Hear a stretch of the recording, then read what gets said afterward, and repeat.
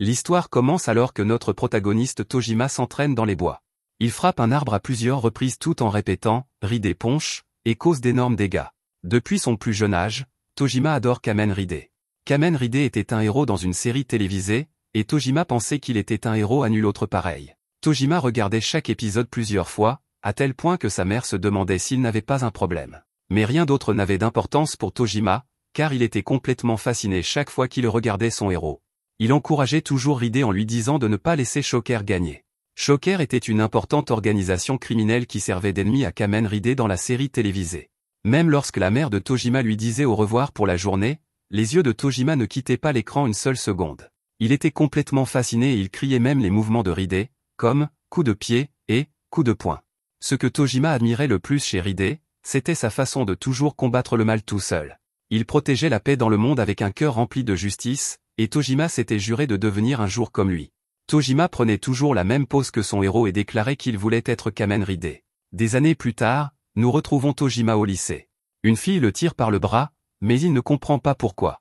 Elle finit par rassembler son courage pour lui avouer ses sentiments et lui demander de sortir avec elle. Tojima est sous le choc, mais il répond rapidement qu'il serait ravi de l'inviter à sortir. À la surprise générale, la fille s'excuse et révèle qu'il s'agissait d'une blague. Tojima est dévasté alors que toute l'école se moque de lui, et le tyran Kitogawa révèle que la blague était son idée.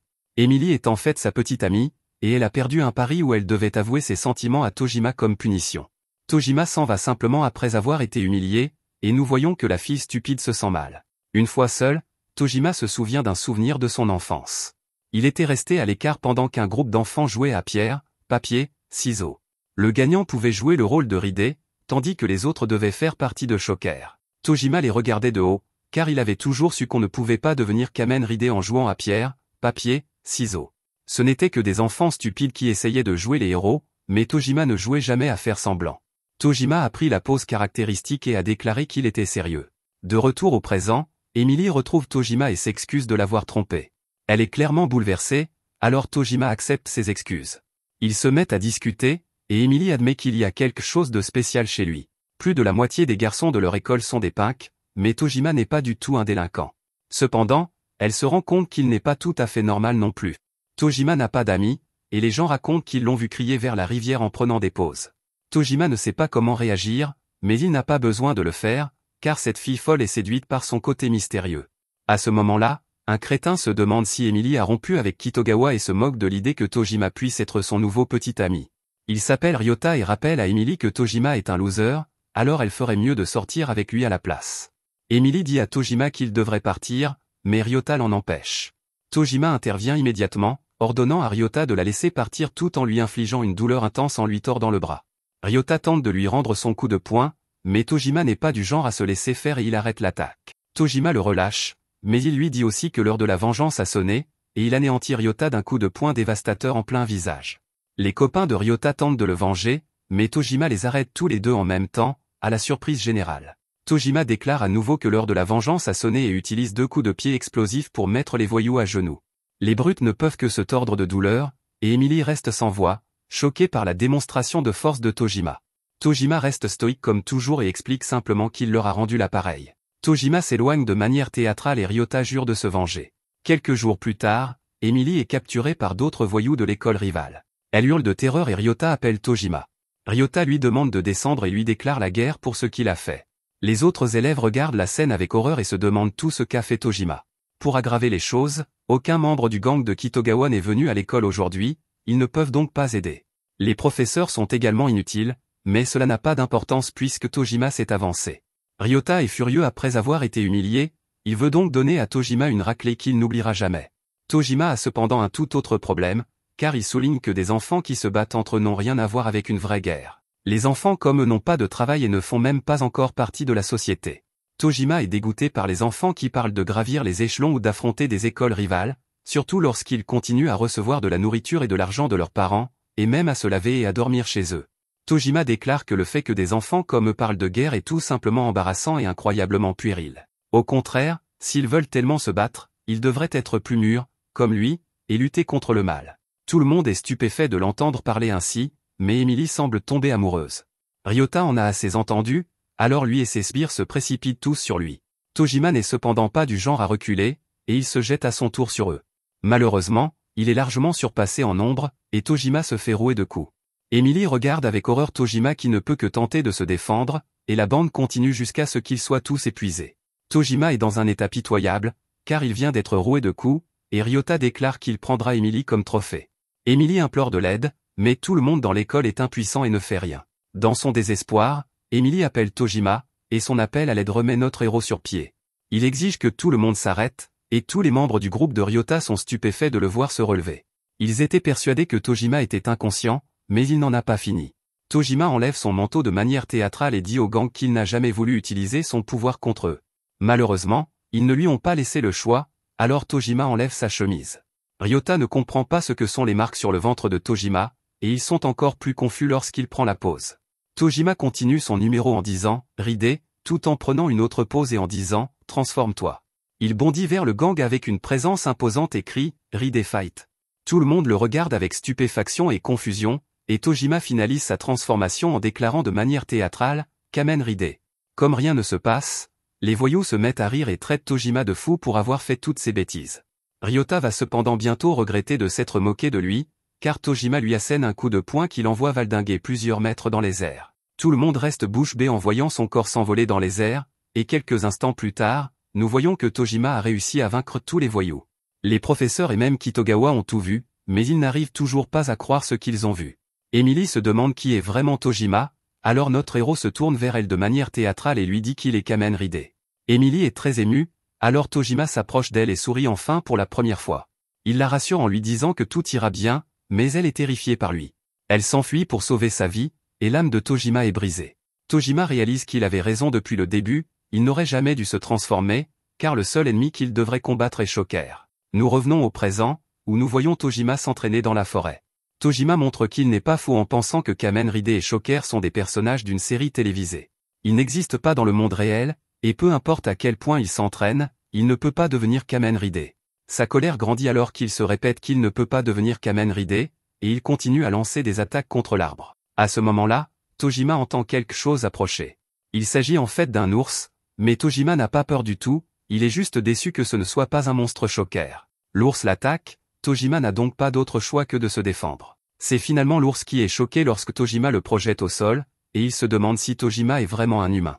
L'ours s'avère être un adversaire redoutable, car il lacère la poitrine de Tojima, mais cela ne suffit pas, à un moment donné, Tojima est devenu assez fort pour affronter un ours, et il le démontre en lui enfonçant son coude dans l'orbite. L'ours décide de s'enfuir, mais Tojima ne considère même pas cela comme une victoire. Battre un ours serait un exploit pour n'importe quelle personne normale, mais cela ne fait pas de Tojima un Kamen Ridé, et c'est tout ce qu'il veut.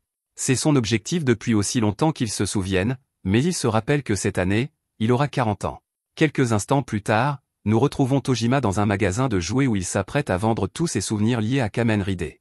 Le vendeur est impressionné par la quantité d'objets rares qu'il possède, mais Tojima révèle qu'il a encore 6 cartons remplis d'objets et 10 autres chez lui. De retour chez lui, nous voyons que Tojima a vendu tous ses produits dérivés Kamen Ridé, laissant sa maison complètement vide. Il a tout vendu parce qu'il ne supportait pas l'idée de mourir seul dans une pièce remplie de produits dérivés Kamen Ridé, qui seraient ensuite jetés par un inconnu.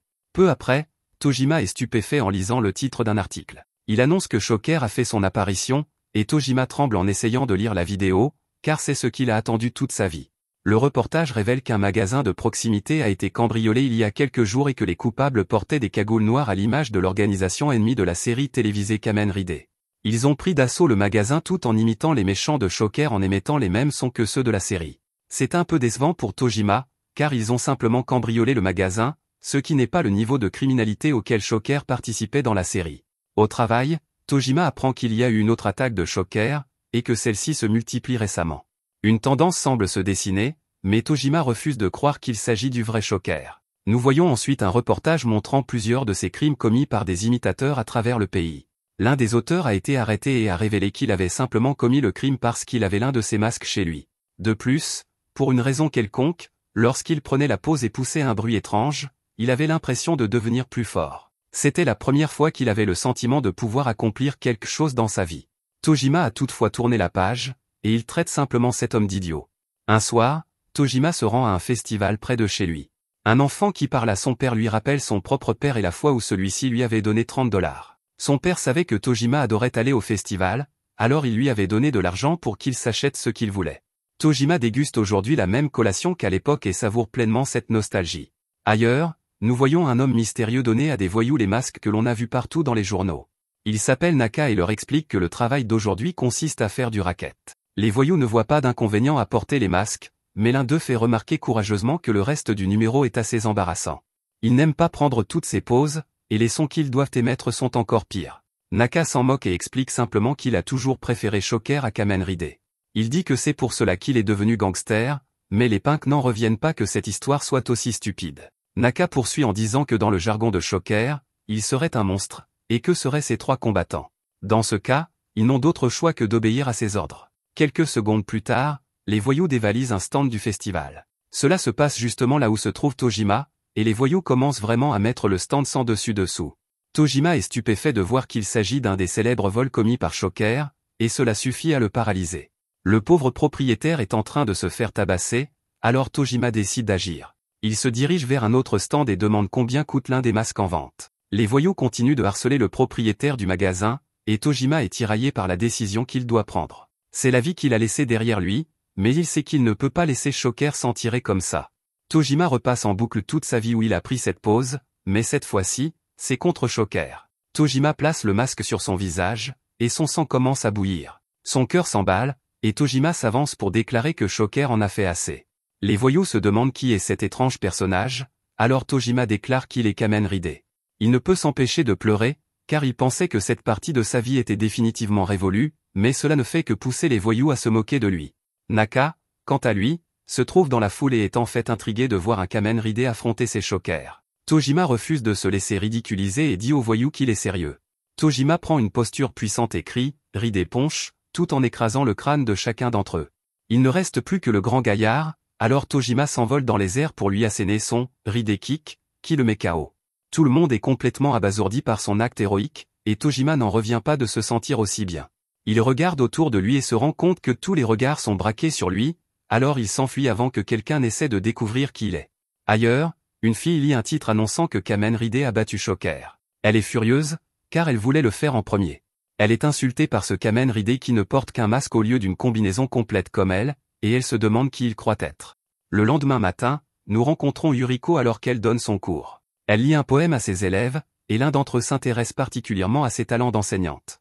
Le poème raconte l'histoire d'un homme qui tombe amoureux de la femme d'un autre, et elle demande à Asano, qui est très attentif, de reformuler la dernière ligne en utilisant des termes plus modernes. Ce garçon n'a pas prêté la moindre attention au cours, et il massacre complètement la phrase. Il dit que le personnage principal du poème avoue son amour à son professeur, mais ce n'est pas du tout le cas. Yuriko le corrige poliment, et Asano est complètement embarrassé lorsque toute la classe se moque de lui. De retour chez lui, Asano a du mal à contenir ses émotions en pensant à son amour pour Yuriko. Il aimerait être avec elle à ce moment précis et imagine toutes les activités raffinées qu'elle aime faire pendant son temps libre. Asano l'imagine faire des choses sophistiquées comme admirer des peintures exquises ou jouer du piano à queue. Il imagine son élégance s'exprimer pleinement alors qu'elle savoure un thé dans son jardin gracieux. Ses rêves sont cependant loin de la réalité, car Yuriko soulève des poids comme une brute. Elle grogne comme une barbare tout en soulevant des haltères et en fulminant contre le Kamen Rider qui a disparu. Yuriko le déteste de toutes ses forces parce qu'il ose se faire appeler Kamen Rider alors qu'il ne porte qu'un masque. Un regard sur son passé révèle une époque où Yuriko rentrait à la maison en pleurant après avoir été victime d'intimidation. Son père se demandait pourquoi elle ne s'était pas défendue, alors Yuriko lui expliqua que c'était parce que les intimidateurs étaient tous des garçons. Comprenant à quel point la situation était délicate, son père s'est rendu compte qu'il savait exactement ce qu'elle avait besoin de voir. Il a montré à Yuriko un épisode récent de Kamen Rider, mettant en scène le dernier Kamen Rider nommé Stranger. Bien sûr, Yuriko ne comprenait pas pourquoi il lui montrait une vieille série télévisée, mais il lui a dit de continuer à regarder. Dans cet épisode, une femme nommée Yuriko était présentée, et elle disait à Stranger qu'elle se battrait à ses côtés. Stranger était inquiet car c'était une femme, mais il fut rapidement impressionné lorsqu'elle révéla sa transformation. Yuriko était l'électro-humaine appelée Tacle, un cyborg créé par un méchant, mais elle avait décidé de se rebeller contre eux. Le père de Yuriko avait attendu le moment idéal pour montrer cela à Yuriko, car Tacle était la première femme guerrière et Kamen Rider. La petite Yuriko fut immédiatement conquise en voyant son nouveau modèle vaincre d'innombrables spires de Shocker. Tacle était une alliée des enfants bien et une guerrière vertueuse, Yuriko l'admirait donc sans limite. Bien sûr, cela impliquait de s'entraîner à l'attaque électronde de Tacle et de la terminer par sa pose caractéristique. Son père était à ses côtés, critiquant chacun de ses gestes pour s'assurer qu'elle imite parfaitement sa nouvelle idole. Il connaissait extrêmement bien tout ce qui concernait Kamen Rider, à tel point qu'il avait gravé dans son esprit tous les gestes de Tacle. Certains personnages raccourcissaient leur nom lorsqu'ils se présentaient pour que cela sonne mieux, et Tacle était l'un d'entre eux, puisqu'elle se faisait appeler Tac. Yuriko corrigea rapidement cela afin d'imiter son idole aussi fidèlement que possible, jusqu'à ce que son père lui attribue probablement une note parfaite. Une nuit, alors qu'elle était seule, Eureka utilisa son jet d'ondes électriques sur son ennemi juré le plus puissant, et renversa accidentellement quelques vidéos. Parmi elles se trouvait l'épisode 30 de Kamen Rider, un épisode qu'elle n'avait jamais vu auparavant. Yuriko, impatiente de voir son idole dans un épisode inédit, lança la vidéo, mais elle fut déconcertée par son titre. Il s'agissait de « Goodbye, Tacle », son combat final. Malheureusement, cet épisode était absolument horrible pour Yuriko. Tacle était gravement blessé par un médecin maléfique, alors afin de protéger Stranger et d'assurer la victoire, elle a activé son pouvoir ultime appelé Ultra Cyclone. Yuriko était surexcitée et avait du mal à comprendre ce qui se passait, alors tout ce qu'elle a vu ensuite, c'est une explosion qui a coûté la vie à Tacle. Assister à la mort de Tacle fut trop difficile à supporter pour la jeune Yuriko, et cette expérience traumatisante la laissa complètement dévastée. Elle plongea dans un abîme suffocant de désespoir, sans aucun espoir de salut. Finalement, le père de Yuriko rentra du travail et fut horrifié de trouver Yuriko noyée dans un océan de larmes. Alors qu'elle se remettait de cette expérience de mort imminente, Yuriko ne pouvait s'empêcher de se demander pourquoi Tacle avait dû mourir et pourquoi Stranger ne l'avait pas sauvée. Son père lui expliqua que le pouvoir ultra-cyclone de Tacle était en fait un mécanisme d'autodestruction, un coup fatal où elle sacrifiait sa vie pour vaincre l'ennemi. L'ennemi qu'elle combattait était tout simplement trop puissant, et elle n'avait pas d'autre choix. Sa vie prit fin, mais Tacle réussit à sauver la situation et à protéger Stranger. Le fait que Tacle ait sauvé Stranger apporte un certain soulagement à Yuriko, et son père ajoute que Tacle était sans aucun doute la meilleure héroïne qui ait jamais existé. C'est exactement pour cette raison qu'il a donné son nom à Yuriko. Elle défendait la justice et, même si elle était battue à plate couture, elle continuait toujours à se battre. Tacle a même continué à se battre jusqu'à la fin. Le discours de son père était exactement ce dont Yuriko avait besoin, car il a finalement réussi à réparer son cœur brisé. Peu après, le père de Yuriko lui a révélé qu'il lui avait confectionné un costume. C'était le costume de Tacle, et il a déclaré que Tacle n'était pas morte, car elle était juste devant lui. Yuriko était stupéfaite et a fondu en larmes, se demandant si elle pouvait vraiment être Tacle. Son père a également versé une larme en lui assurant qu'elle était Tacle, et Yuriko a repris confiance en elle. Yuriko a pris la pose caractéristique tout en s'annonçant comme l'humaine électromagnétique, Tac, et elle a dit à son père fier qu'elle serait désormais Tacle. Depuis lors, Yuriko s'efforce chaque jour de ressembler davantage à Tacle. Elle a aujourd'hui 24 ans et poursuit dans cette voie tout en travaillant comme enseignante. Cependant, sa haine pour ce nouveau Kamen Rider est immense, qu'elle qualifie de faux et d'imposteur. Elle refuse d'être surpassée par un imbécile qui ne fait même pas les choses correctement et déclare qu'elle est la deuxième Tacle. Elle étale sa haine pour lui sur son tableau noir, mais les élèves n'ont aucune idée de ce que cela signifie.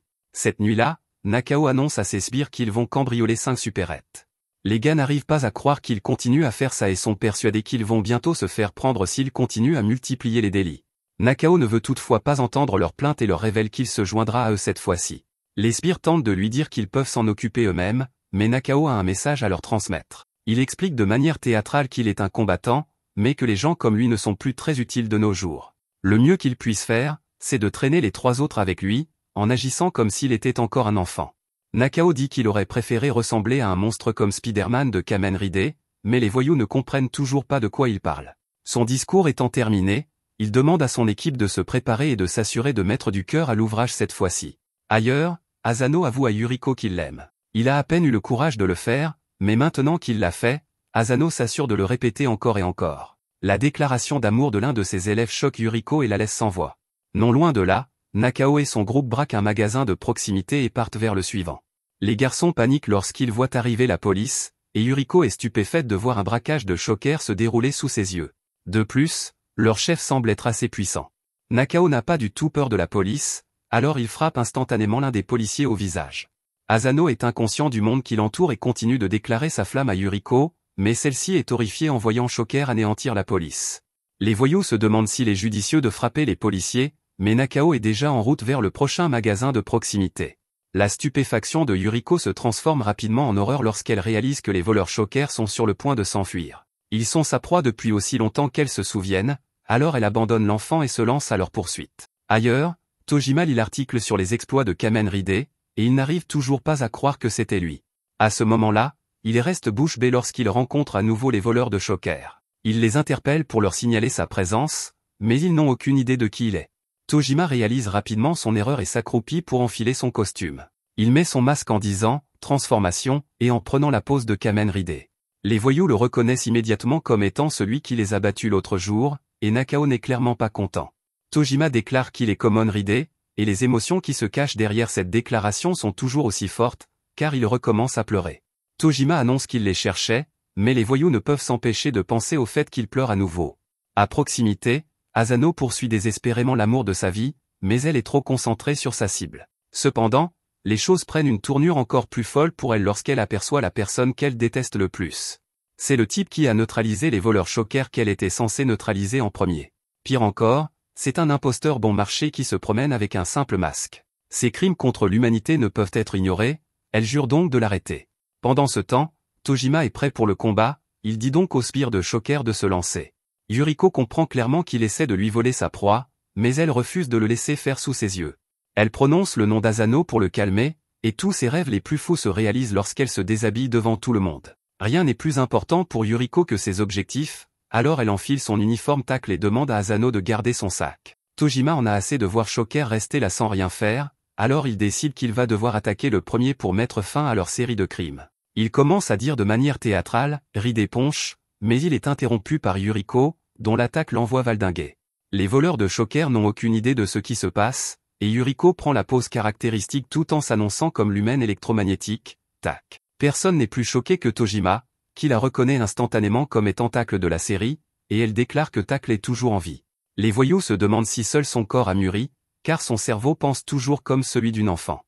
L'un d'eux lui offre des bonbons, mais Yuriko lui montre rapidement qu'il ne s'agit pas d'un jeu en le soulevant dans les airs. Tojima n'en croit pas ses yeux, et Yuriko utilise son lancer électromagnétique pour envoyer le voyou directement sur les autres malfrats. Tout le monde regarde avec stupéfaction Yuriko vaincre les méchants. Yuriko se précipite pour récupérer son sac, et Asano la remercie de lui avoir donné cette chance. Elle doit l'empêcher de révéler son vrai nom, et il promet de garder son secret. Yuriko fait une sortie héroïque, et Asano lui avoue une nouvelle fois son amour. Nakao est agacé par la jeune fille alors qu'il retire son masque, et il dit à Tojima que leur querelle n'est pas terminée. Tojima s'empresse de faire remarquer que la jeune fille l'a également frappé, mais ils n'ont pas le temps de discuter car les sirènes de police retentissent au loin. Nakao se contente de s'exclamer qu'il a toujours préféré Shocker, puis il part avec son équipe. Tojima enlève son masque et se demande qui était cette fille. Elle est un mystère total, mais il y a quelque chose d'autre chez elle qui le captive. Cette fille semble aimer Tacle autant qu'il aime Kamen Rider, voire plus. Le lendemain matin, Yuriko est ravie de voir qu'il y a cette fois des articles sur Tacle. Plus tard, Nakao et son équipe se réunissent à nouveau après avoir été vaincus.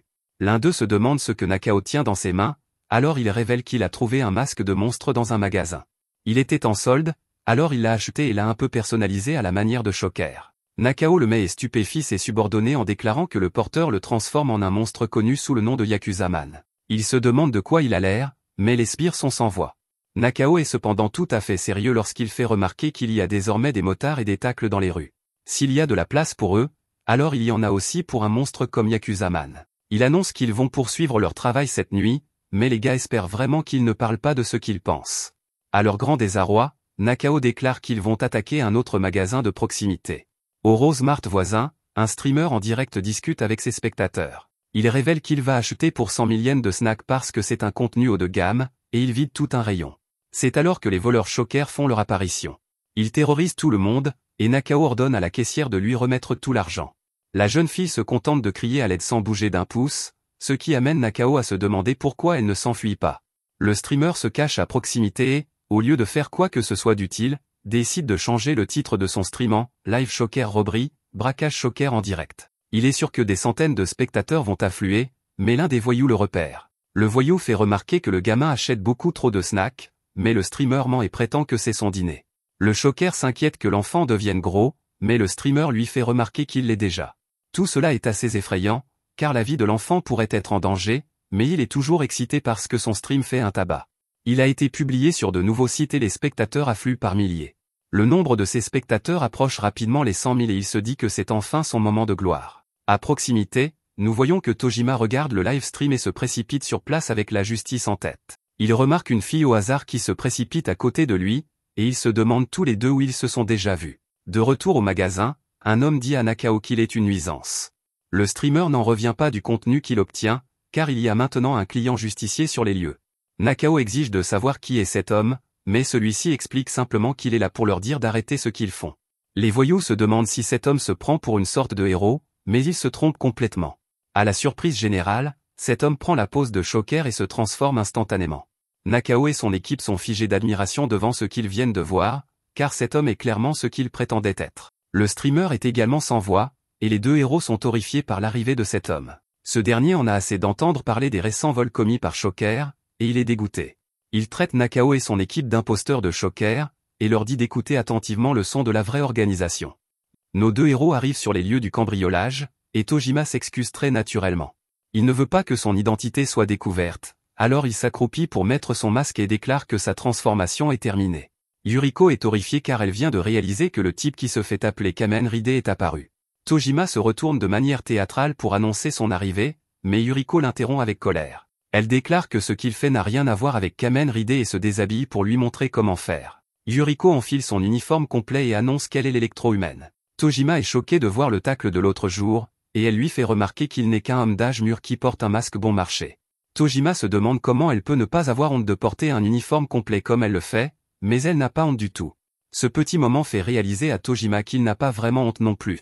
À ce moment-là, les voleurs sortent en trombe du magasin après avoir été frappés par le membre de Shocker. Le streamer n'en revient pas d'avoir un contenu aussi génial pour son stream, mais il est emmené par quelqu'un. Nakao reste là, complètement incrédule, et il ne peut que trembler en se demandant qui est ce type. Il ne peut que se demander si ce type est un vrai Shocker de la série originale, et celui-ci confirme simplement qu'il l'est.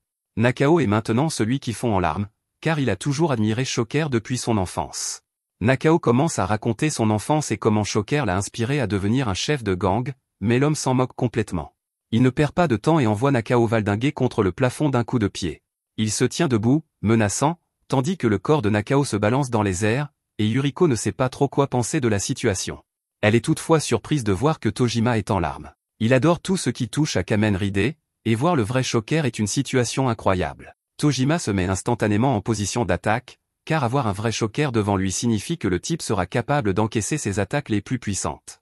Il lance son coup de poing de Ride alors que la chanson thème de Kamen Ride résonne dans sa tête, et le Shocker, incrédule, doit se protéger de l'attaque. Cependant, cela le met en rage, et il riposte. Son coup de poing envoie Tojima s'écraser au sol de manière spectaculaire, mais cela ne fait que rendre Tojima encore plus émotif. C'est comme une scène tout droit sortie de la série Kamen Ride, et le fait que tout soit si réel le laisse sous le choc. Tojima dit de manière dramatique au Shocker de se préparer pour sa prochaine attaque, mais Yuriko le repousse d'un coup de poing parce qu'elle veut son tour. Elle annonce qu'elle n'a rien à voir avec le prétendant Kamen Ride, et qu'elle est plutôt la preuve que Tacle est toujours en vie. Yuriko charge en disant qu'elle est aussi Tacle, et elle commence immédiatement par esquiver l'attaque du gars. Elle enchaîne avec une contre-attaque incroyablement puissante, mais le Shocker n'est pas un idiot. Il lance lui-même un coup de pied terrifiant, mais il est stupéfait lorsque Yuriko parvient à l'esquiver. Elle enchaîne avec un pile drivé parfait appelé Electro Wave Throw et le projette au sol. Tojima se jette à nouveau dans la bataille à ce moment-là et utilise son Ride Kick pour écraser les entrailles du Shocker. Yuriko est choquée de voir une attaque aussi puissante et se demande s'ils viennent vraiment de battre un vrai Shocker. Elle est rapidement contrariée et regrette que Tojima soit intervenu, mais les lumières s'éteignent dans le magasin. Un homme mystérieux apparaît et exprime son incrédulité devant le fait que des humains ordinaires soient capables de battre un combattant. Nos héros n'ont aucune idée de qui est cet homme terrifiant, mais il dégage une sorte de pouvoir. Il est capable de faire des choses vraiment étranges, comme laisser tomber le corps du combattant, qui se transforme alors en une bouillie informe. Nos héros sont alors horrifiés lorsque l'homme ouvre la bouche, révélant qu'il est une sorte de monstre. Une fléchette s'envole alors de sa bouche et frappe le combattant de Shocker, le corrodant également. L'homme prend un moment pour envisager de faire de même à Nakao, mais décide de ne pas le faire, car se débarrasser d'un trop grand nombre d'entre eux pourrait lui causer des problèmes plus tard. Nos héros sont complètement incrédules lorsque cet homme s'en va, et ils réalisent tous deux qu'il était le membre le plus réel de Shocker qu'ils aient rencontré. Ensuite, nos héros se révèlent leur véritable identité. Yuriko fait remarquer qu'il est inacceptable pour un homme de 40 ans comme Tojima de courir partout avec un masque en prétendant être Kamen Ride. Elle dit que c'est quelque chose que seuls les enfants devraient faire, mais Tojima déclare fièrement que son cœur est plus Kamen Ride que n'importe quel enfant ne pourrait jamais l'être. Yuriko ne sait même pas comment répondre à cette déclaration insensée.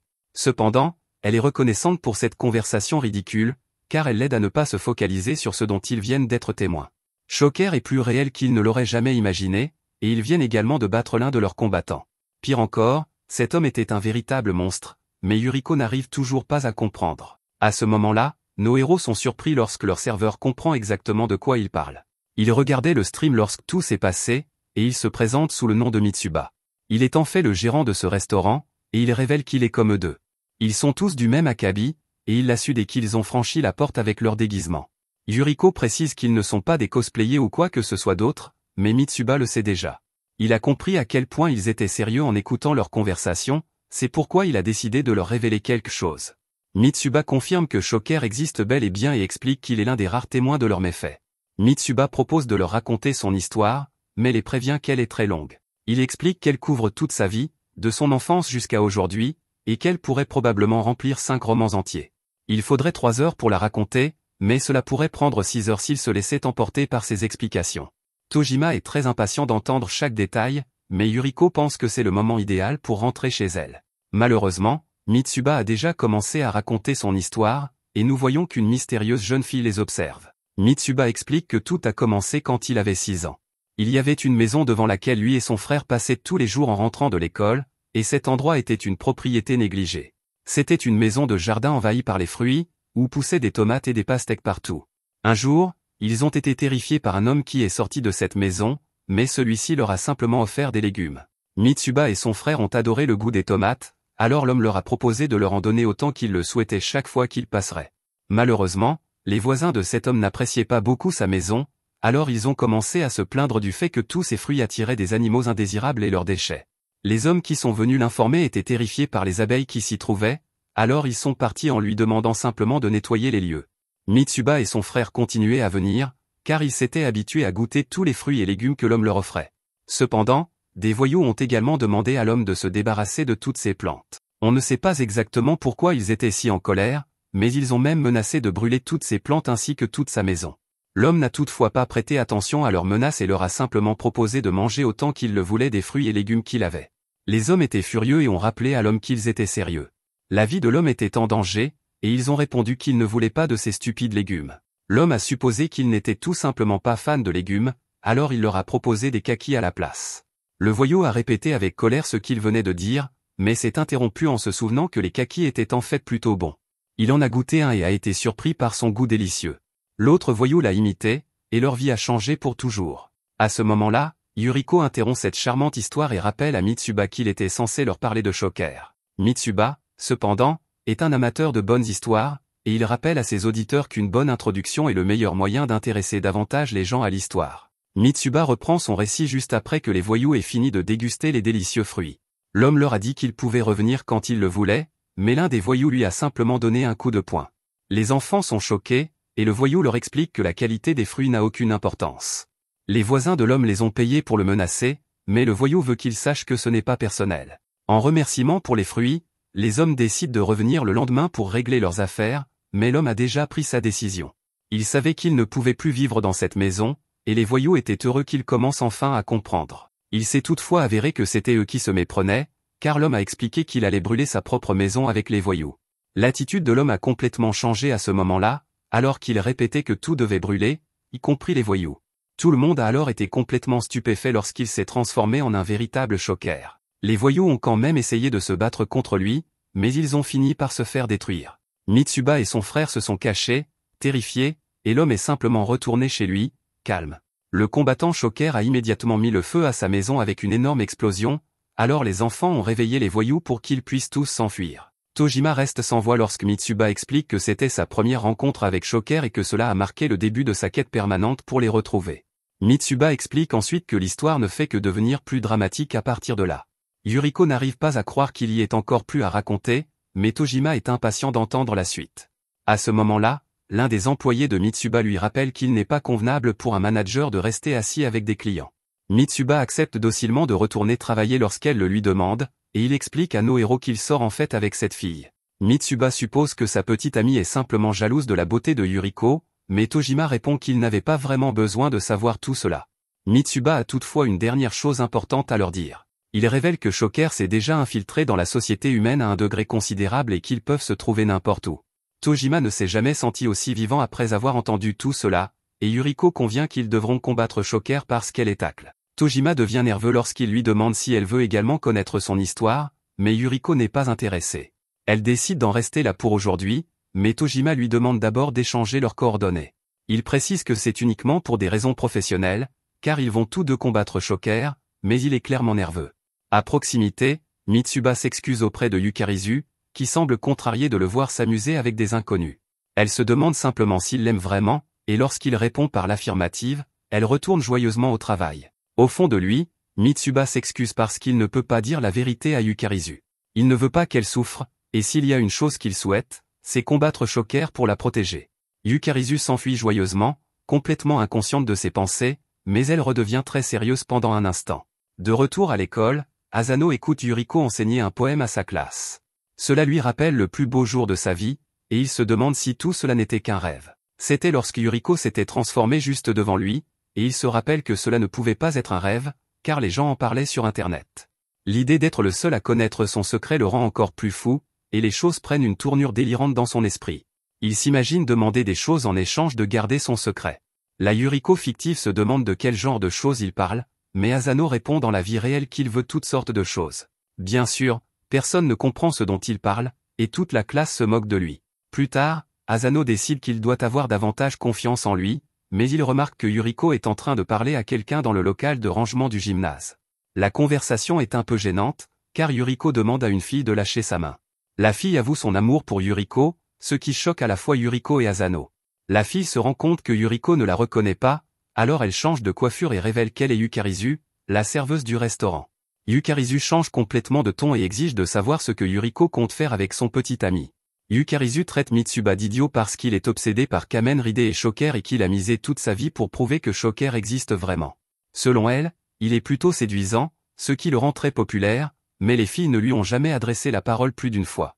Il n'y a pas eu une seule fois où une fille lui ait parlé 2 fois, et elle se demande si Yuriko peut deviner pourquoi.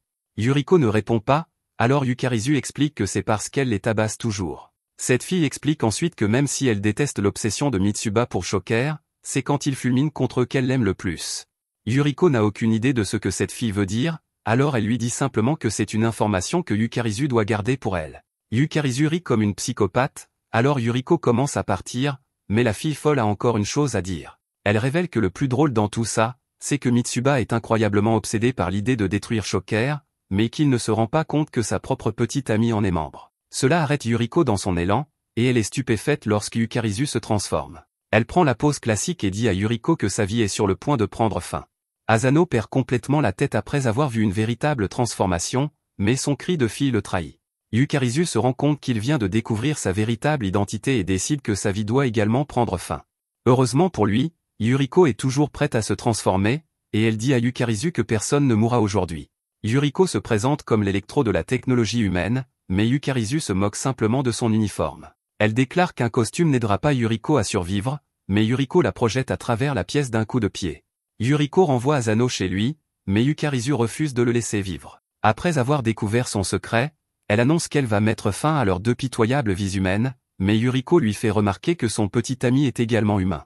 La voix de Yukarizu redevient féminine lorsqu'elle répond qu'il ne compte pas, mais elle recommence aussitôt à se battre comme une brute. Ses coups de poing sont féroces, et Yuriko ne peut survivre qu'en esquivant et en bloquant l'un d'eux avec son pied. Yukarizu n'arrive pas à croire que Yuriko parvienne à survivre aussi longtemps, alors elle lui rappelle qu'elle n'est qu'une humaine. Yukarizu prévoit de mettre fin au combat avec son prochain coup de poing, mais Yuriko fait seulement semblant d'être touchée. En réalité, elle utilise la propre attaque de Yukarizu pour prendre l'avantage, et Yuriko déclare que son prochain mouvement s'appelle le lancer d'ondes électriques. L'attaque est incroyablement puissante, car elle projette Yukarizu tête la première au sol. Ailleurs, Tojima s'entraîne, mais il est interrompu par un message de Yuriko, qui lui demande de l'aider pour quelque chose. Plus tard, nos héros apportent le corps inconscient de Yukarizu à Mitsuba. Il ne parvient toutefois pas à reconnaître qui c'est, alors Yuriko lui révèle que sa petite amie fait en réalité partie de Shocker. Au début, Mitsuba n'y croit pas vraiment, mais son visage est clairement le même, et il est horrifié. Yuriko ne peut même pas imaginer la douleur qu'il doit ressentir après avoir découvert qu'une personne qu'il aimait fait partie de Shocker, mais il n'arrive pas non plus à croire qu'il ne s'en soit jamais aperçu.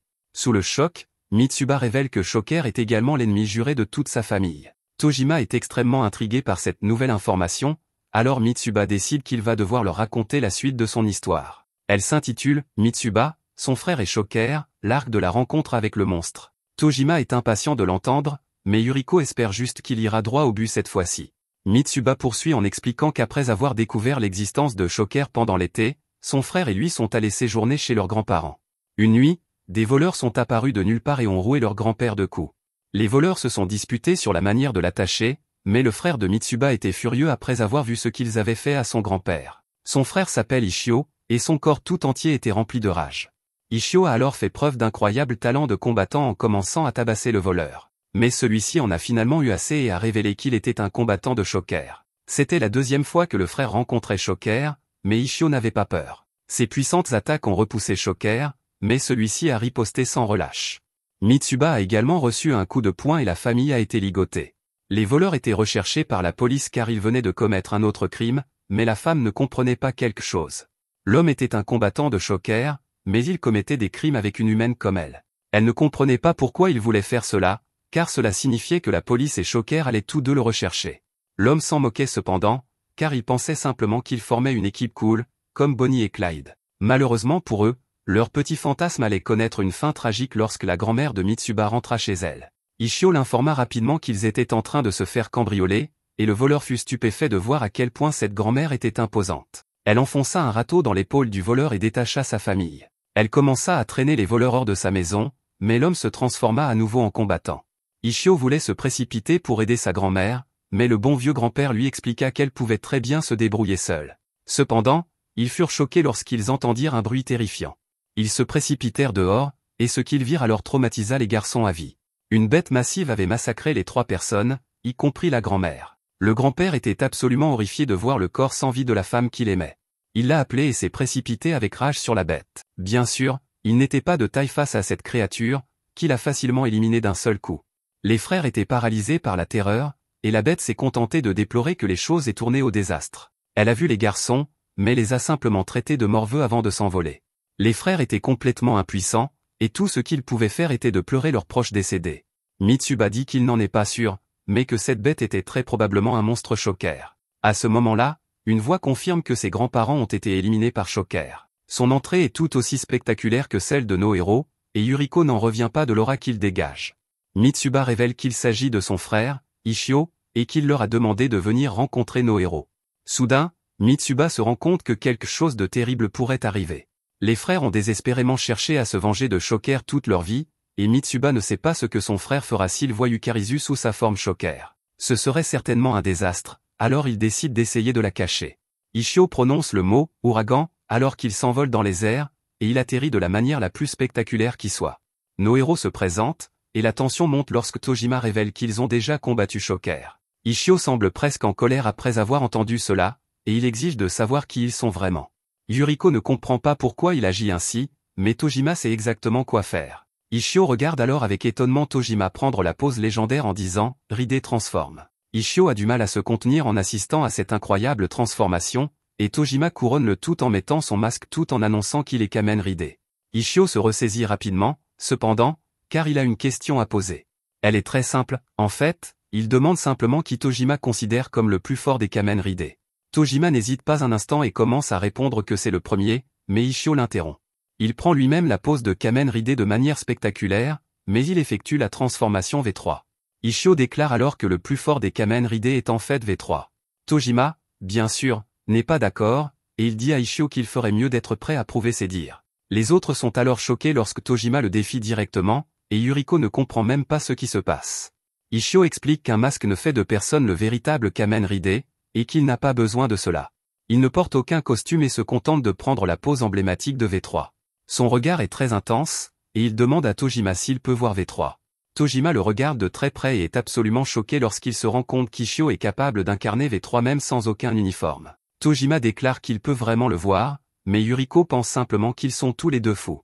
Ishio explique alors de manière dramatique qu'après que ses grands-parents lui aient été brutalement enlevés, il a abandonné son humanité et s'est consacré entièrement à la vengeance. Rien n'avait plus d'importance pour lui que de s'assurer que les coupables seraient un jour traduits en justice. C'est seulement grâce à ce processus éprouvant que son âme elle-même est devenue V3. Ishio a gagné le respect de Tojima, mais cela ne signifie pas que V3 est le plus fort. Cela signifie simplement que leur combat sera un match de rêve entre le premier Ridé et V3. Les deux hommes se préparent au combat, mais Yuriko ne comprend toujours pas pourquoi ils veulent se battre. Tojima commence par utiliser son coup de poing signature, mais il est choqué quand Ishio utilise un coup de poing pour le dévier. Yuriko est émerveillé par cette technique incroyable, mais Tojima ne comprend même pas ce qui vient de se passer. Ishio explique que V3 a reçu les pouvoirs combinés des Kamen Riders 1 et 2. Ishio est bien sûr un grand fan, il n'aurait donc pas pris ce nom s'il n'était pas à la hauteur. C'est pourquoi il a fait de grands efforts pour apprendre toutes sortes d'arts martiaux. En ce qui concerne Tojima, cependant, Ishio peut dire d'après sa seule attaque que le style de combat de Tojima est autodidacte. Ishio déclare alors que le fossé entre eux est insurmontable et que Tojima n'est tout simplement pas à sa hauteur. À cause de ces mots, Yuriko décide qu'elle devra être la prochaine à combattre Ishio. Yuriko se prépare à prendre sa pause, mais elle est interrompue par Tojima, furieux. Son attitude a complètement changé après avoir été insulté dans son honneur, et il dit à Yuriko de rester en dehors de cette affaire. La rage est évidente dans ses yeux lorsqu'il déclare que ce combat est le sien et le sien seul. Yuriko regrette en fait de s'être laissée entraîner dans l'action, et Ishio est choquée lorsqu'elle reprend ses vêtements normaux. Elle les laisse continuer, mais Ishio est toujours sous le choc de ce qu'il a vu. Tojima n'est toutefois pas d'humeur à jouer, et il assène un coup de poing direct au visage d'Ishio. Il rappelle à Ishio de se concentrer sur son adversaire et lui assène un autre coup de poing. Ishio se demande si c'est vraiment le seul mouvement qu'il connaît, et il l'esquive facilement. Tojima parvient toutefois à lui asséner un coup de poing, et Ishio est stupéfait par la puissance de son poing. Ces coups de poing sont extrêmement puissants, et Tojima en assène plusieurs autres. Ishio, cependant, possède des mouvements acrobatiques incroyables, dont l'un s'appelle le coup de pied tournant V3. Cette attaque émerveille tous les spectateurs, mais Ishio n'en croit pas ses yeux lorsqu'il voit que Tojima l'a prise de plein fouet et l'a bloquée. C'est à ce moment précis qu'Ishio comprend quelque chose et recule. Il est toujours incrédule et se demande si Tojima est quelqu'un qui a la même âme que lui. Ce développement intéressant le rend encore plus enthousiaste pour leur combat, mais tout s'arrête brusquement lorsque Yukarizu se réveille. Cela prend un peu trop de temps à Ishio, mais il finit par fixer son regard sur la ceinture Shocker de Mitsuba. C'est le pire cauchemar de Mitsuba, car Ishio réalise qu'elle fait partie de Shocker et perd la tête. Yukarizu est horrifié de voir qu'elle est toujours sous sa forme Shocker, mais il est trop tard pour faire quoi que ce soit, car Ishio, furieux, se précipite sur elle. Il met toute sa rage vengeresse dans ce seul coup de poing, mais il est stupéfait lorsque son propre frère l'arrête. Ishio, confus, prend ses distances et exige que son frère lui explique pourquoi il défend une membre de Shocker. Mitsuba comprend ce qu'elle est, mais il explique également que Yukarizu est sa petite amie. Yukarizu finit par être plus horrifiée que quiconque lorsqu'elle réalise que Mitsuba connaît son secret. Ishio n'a jamais été aussi en colère qu'après avoir entendu cela, il n'arrive même pas à y croire et demande à Mitsuba de répéter. Mitsuba ne recule pas d'un pouce et répète que Yukarizu est peut-être une Shocker, mais qu'elle reste sa petite amie. Cela fait chaud au cœur de Yukarizu qui rougit et demande à Mitsuba de répéter. Mitsuba le répète courageusement une troisième fois, et Yukarizu lui dit alors qu'elle l'aime plus que tout. Ishio observe la scène avec horreur, mais Yukarizu explique qu'elle a autre chose à dire. Mitsuba connaît désormais son identité, et ce qu'il faisait ne peut plus continuer. Sa mission en tant que membre de Shocker était d'approcher ceux qui connaissaient leur existence et de les surveiller. S'ils avaient des camarades, son travail consistait à s'assurer qu'ils emportent leurs connaissances dans la tombe. Malheureusement, Yukarizu doit faire son travail, alors elle envoie un signal. Ce signal est reçu par plusieurs personnes d'apparence normale à travers la ville, mais elle se transforme tout en se précipitant vers l'emplacement de Yukarizu. Nos héros sont alors stupéfaits de se retrouver encerclés par plusieurs combattants de Shocker. Yukarizu s'excuse auprès de son bien-aimé Mitsuba et se met à pleurer, tandis que Mitsuba a du mal à comprendre ce qui se passe. Yukarizu lui dit une dernière fois qu'elle l'aime, mais déclare que sa vie doit maintenant prendre fin. Yukarizu pleure encore plus en disant à Mitsuba qu'elle l'aimait vraiment. Elle s'excuse cependant, car elle ne peut tout simplement plus l'aimer. Les combattants Shocker chargent tous en même temps, nos héros doivent donc agir immédiatement. Yukarizu est complètement prise au dépourvu lorsque les deux Kamen Riders commencent à balayer le sol avec leur Shocker. Yuriko se transforme rapidement à son tour et se joint à la bataille avec un puissant coup de poing. Yukarizu est horrifié car les choses ne se passent pas comme prévu et les héros commencent à dominer les attaquants. Yukarizu commence à perdre la tête car elle n'avait aucune idée que les amis de Mitsuba étaient des héros incroyablement puissants. Tojima utilise son coup de pied signature et Yuriko projette les ennemis avec son lancer d'ondes électriques. En quelques secondes, le combat est déjà terminé et Yukarizu a du mal à comprendre ce qu'elle vient de voir. Ces personnes sont clairement des humains, mais elles ont réussi à éliminer toute une escouade de Shocker. Ishio fait remarquer qu'elle est la seule adversaire qu'il lui reste à vaincre, mais Mitsuba prend une nouvelle fois sa défense. Personne ne peut croire qu'il continue à la protéger, mais Mitsuba demande à tout le monde de lui laisser un moment afin qu'il puisse parler avec Yukarizu. Il est cependant choqué lorsqu'Ishio refuse. Ishio veut des réponses, il exige donc de savoir si Mitsuba a l'intention d'épouser la combattante Shocker. Bien sûr, Tout le monde est surpris par cette question très personnelle, mais elle est très simple aux yeux d'Ishio. Il dit qu'un homme et une femme qui sont ensemble ont l'intention de se marier, mais même Yuriko trouve cela trop simpliste. Mitsuba espérait trouver un compromis, mais Ishio déclare qu'il n'y en a pas. Soit Mitsuba l'épousera, soit il ne l'épousera pas, et c'est tout. Mitsuba essaie désespérément de trouver une issue, mais Ishio lui dit que ce sont ses deux seules options. Mitsuba tente à nouveau de proposer un compromis, mais cela lui vaut un coup de poing de la part de son frère. Ishio exige que son frère fasse son choix immédiatement, mais ils sont interrompus par quelqu'un. Nos héros sont terrifiés lorsqu'ils réalisent rapidement qu'il s'agit du monstre qu'ils ont vu plus tôt. Il est curieux de savoir combien de combattants ils ont vaincus, mais Ishio est sous le choc en apprenant que cet homme est un véritable monstre Shocker. Même Yukarizo est terrifiée par cet homme, car elle explique qu'il s'agit de son patron. Ishio veut confirmer que ce type est un vrai monstre, mais celui-ci n'est pas intéressé par ces questions. Il dit qu'Ishio semble être du genre à causer des problèmes partout où il va, et il est sûr qu'il est un Jobéa en matière de bonne manière. Il est évident que ce type est au moins un ennemi, alors Ishio surprend tout le monde en lui donnant un coup de poing en plein visage. Mais cela s'avère être une grave erreur, car l'homme se transforme en monstre et envoie Ishio valdinguer. La force de son lancer est incroyablement puissante, et Ishio parvient à peine à retrouver son sang-froid. Mitsuba se moque de tout le reste, il dit simplement à Yukarizo qu'il la protégera quoi qu'il arrive. Il n'a pas vraiment montré de pouvoir particulier, Yukarizo est donc surprise, et Mitsuba s'enfuit. Yukarizo est complètement perdue, car elle fait partie de Shocker, mais Mitsuba veut quand même la protéger pour une raison quelconque. Ishio se transforme en V3 et dit à la bête qu'il est temps pour lui de passer aux choses sérieuses. Les autres sont également prêts à se battre, mais Ishio insiste pour affronter le monstre seul. Ils commencent à se disputer pour savoir qui va essayer de combattre le monstre en premier, mais la bête se met à émettre un bruit étrange.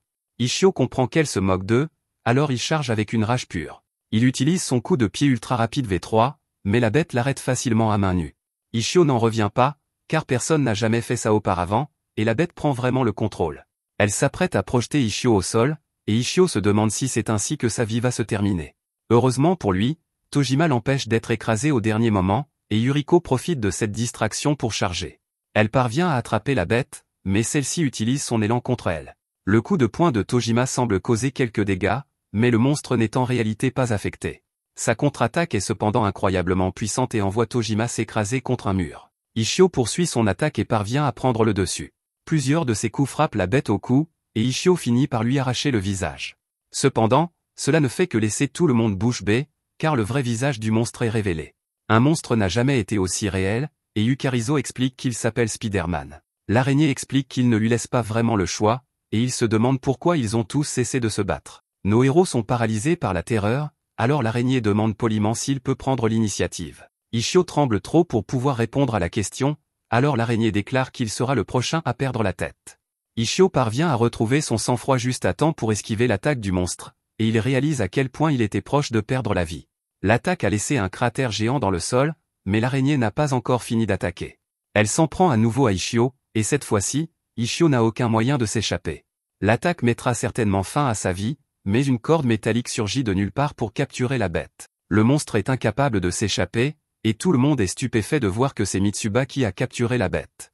Yukarizo n'avait aucune idée que Mitsuba était capable d'un tel exploit, et nos héros n'arrivent pas à croire que ce garçon timide se soit transformé en un autre héros. Mitsuba est désormais pleinement confiant, et Tojima réalise qu'il est le héros connu sous le nom de Rideman. Rideman était le 4e Ride, et il est apparu dans Kamen Ride V3. Mitsuba déclare qu'il s'est transformé à proximité, mais Yukarizo fait remarquer qu'il a simplement changé de vêtements. Notre garçon réitère qu'il s'agissait bien d'une transformation, et il tire la corde de son arme pour finaliser la capture du monstre. Ishio n'est cependant pas idiot, car il se rend compte qu'ils ne font pas le poids face à cette bête dans leur état actuel. Il dit qu'ils doivent battre en retraite, et Yuriko est d'accord avec lui. Yukarizo hurle de peur alors que l'araignée tente de se libérer, mais Mitsuba lui dit de ne pas s'inquiéter, le fil qu'il utilise est suffisamment solide pour résister à 2 chars qui le tireraient dans des directions opposées, il devrait donc avoir juste assez de temps pour s'enfuir. Mitsuba dit à Yukarizo qu'il est temps pour eux de s'enfuir, mais elle n'arrive toujours pas à croire quelque chose. Mitsuba suppose qu'elle est choquée par sa loyauté envers elle, mais en réalité, elle se demande simplement pourquoi il est Rideman. Les yeux de Mitsuba s'illuminent, car il pense qu'elle lui demande pourquoi il a choisi de devenir Rideman. Mitsuba n'est pas du genre à laisser passer l'occasion de raconter une bonne histoire, et Yuriko n'arrive pas à croire qu'il va le faire maintenant. Mais Mitsuba a déjà commencé, alors il dit que l'histoire s'intitule « L'histoire de mon frère et moi en tant que Ride, l'arc du conflit ». Il commence par expliquer que Kamen Rider V3 a perdu ses parents et sa petite sœur à cause de monstres. Il a également été gravement blessé, alors il a juré de se venger de Shocker. Sa détermination à se venger l'a conduit à faire le sacrifice ultime, il s'est porté volontaire pour que les Kamen Riders 1 et 2 le transforment en cyborg afin qu'il puisse combattre personnellement les monstres. Les frères se sont naturellement identifiés à l'histoire de V3, car eux aussi ont perdu leur famille à cause de monstres. Les garçons jouaient toujours des scènes de la série, mais Mitsuba était jaloux parce qu'Ishio avait toujours le rôle de V3. Mitsuba demandait toujours à son frère de le laisser être V3, mais celui-ci refusait car il ne pouvait y en avoir qu'un seul. Ishio a finalement donné une chance à son frère, mais seulement si Mitsuba parvenait à le battre au combat. Mitsuba n'arrivait pas à croire que c'était sa seule chance, alors il se jeta dans la bataille. Il chargea Ishio avec enthousiasme, mais il se laissa exposer aux attaques d'Ishio. Mitsuba fut définitivement éliminé, alors Ishio lui dit qu'il avait encore beaucoup de chemin à parcourir avant de pouvoir défier le vrai V3. À partir de ce moment, les deux garçons commencèrent à se battre pour savoir qui serait V3. Même en grandissant, Mitsuba rappelait toujours à Ishio sa promesse. Il répétait sans cesse que s'il battait Ishio au combat, il deviendrait V3. Ishio acceptait toujours le défi, et leur combat devenait de plus en plus intense à mesure qu'ils grandissaient. Finalement, Mitsuba réussit à riposter, et il surprit même Ishio en utilisant différents types d'arts martiaux. Cependant, Ishio était également très versé dans les arts martiaux, et leur combat se soldait toujours par une impasse. Ils continuaient néanmoins à se battre jusqu'à l'épuisement, et une fois, leur combat dura exceptionnellement longtemps. À la fin de ce combat, Mitsuba supplia Ishio de le laisser devenir V3 pour une fois, mais Ishio se montra impitoyable. Il fit remarquer que celui qui était le plus dévoué à V3 avait gagné, et que c'était lui. Il dit à Mitsuba qu'il pouvait être Rideman, et il lui coupa le bras en disant que c'était par gentillesse. Alors que Mitsuba se remettait, il dit à son frère qu'il ne comprenait pas sa gentillesse. Il pensait qu'il n'y avait rien de gentil là-dedans, car Ishio venait de casser le bras de son petit frère. Ishio lui donna le masque de Rideman en guise d'explication, mais Mitsuba ne comprenait toujours pas. Le sens caché derrière cela était que Mitsuba ne pouvait toujours pas être V3, mais qu'il pouvait être son partenaire, Rideman. C'était une explication assez décevante, mais Ishio fit remarquer qu'il était l'aîné et que Mitsuba était le cadet. Il avait 5 ans d'expérience de plus que Mitsuba, il était donc logique que Mitsuba soit celui qui apparaisse après V3, et c'était Rideman. Rideman était un scientifique brillant, mais un ennemi nommé le général Yoroi enviait son génie. Ce monstre complota sa chute et dissolut son bras droit dans une cuve d'acide. Les autres chercheurs qui l'admiraient ont pratiqué une opération pour le transformer en cyborg, et c'est ainsi qu'il est devenu Rideman. Mitsuba comprit alors pourquoi Ishio lui avait cassé le bras, mais cela ne rendait pas son geste plus acceptable pour autant. Ishio lui expliqua ensuite que Mitsuba devrait perdre son bras droit pour devenir Rideman, tout comme l'original. Cependant, Ishio avait visé son bras gauche, car Mitsuba était droitier. En cassant le bras gauche de Mitsuba, celui-ci pouvait toujours utiliser son bras droit pour tout faire et devenir ainsi comme le vrai Rideman. Mitsuba se mit à trembler en remerciant Ishio de ne pas avoir abîmé son bras valide. Mais en réalité, il était furieux, alors il rendit l'appareil à Ishio en lui donnant un coup de poing au visage. C'est la fin de l'histoire, mais Yukarizo se demande si Mitsuba est vraiment d'accord pour être Rideman plutôt que V3.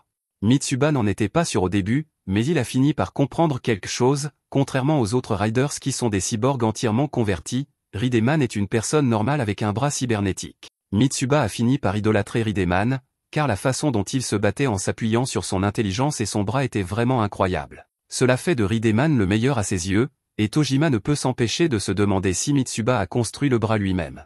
Mitsuba aimerait expliquer exactement comment il l'a fabriqué, et Tojima est impatient d'entendre chaque petit détail. Cependant, ils n'ont pas le temps pour cela, car les autres leur font remarquer qu'ils doivent s'enfuir. L'araignée les trouve tous très intéressants et se demande qui ils sont. Ils parviennent tous à s'échapper, mais l'araignée ne s'inquiète pas. Il utilise une sorte de télépathie pour ordonner à Yukarizo d'éliminer Mitsuba, et elle tombe sous son contrôle. Yukarizo hurle de douleur, car elle ne peut désobéir à son ordre, et elle frappe Mitsuba au visage. Elle commence à lui asséner une pluie de coups, alors les autres se précipitent pour l'aider. Mitsuba leur dit cependant qu'il maîtrise la situation, car ce problème concerne uniquement Yukarizo et lui. Yukarizo hurle comme un animal enragé, alors Mitsuba essaie de lui dire de se ressaisir. Cela ne fonctionne pas, car elle a complètement perdu la tête, alors elle se libère pour lancer une nouvelle attaque. Mitsuba lui dit une fois de plus qu'il l'aime, ce qui arrête Yukarizo dans son élan. Elle continue de lutter pour reprendre le contrôle de son corps, et Mitsuba s'excuse de ne pas avoir donné de véritable réponse lorsque son frère lui a posé la question plus tôt. Il est désormais prêt à répondre, et dit à Yukarizo que même si elle fait partie de Shocker, il l'aime toujours. Mitsuba veut passer le reste de sa vie avec elle, et dit donc à Yukarizo qu'il devrait se marier. Nos héros sont complètement incrédules, et Yukarizo fond en larmes. Ce sont cependant des larmes de joie, car elle échappe au contrôle de l'araignée et dit à Mitsuba qu'elle l'aime aussi. Leur affection est bouleversante, mais elle est surpassée par le monstre. L'araignée se libère des fils de Mitsuba, et celui-ci est horrifié car il ne comprend pas ce qu'elle va faire ensuite. Le corps de l'araignée commence à exploser de puissance, et ses muscles géants déchirent son déguisement en lambeaux. Nos héros n'ont jamais eu aussi peur de leur vie, car ils réalisent que cette créature vient de se transformer en monstre.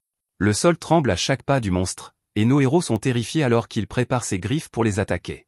La bête leur dit qu'ils vont tous mourir alors qu'elle passe à l'attaque, mais Yuriko intervient de manière surprenante pour l'arrêter. Elle se sacrifie pour Mitsuba en lui disant de courir, mais la bête la jette simplement sur les autres. La bête est déconcertée par la trahison de la combattante, qui ne recule pas.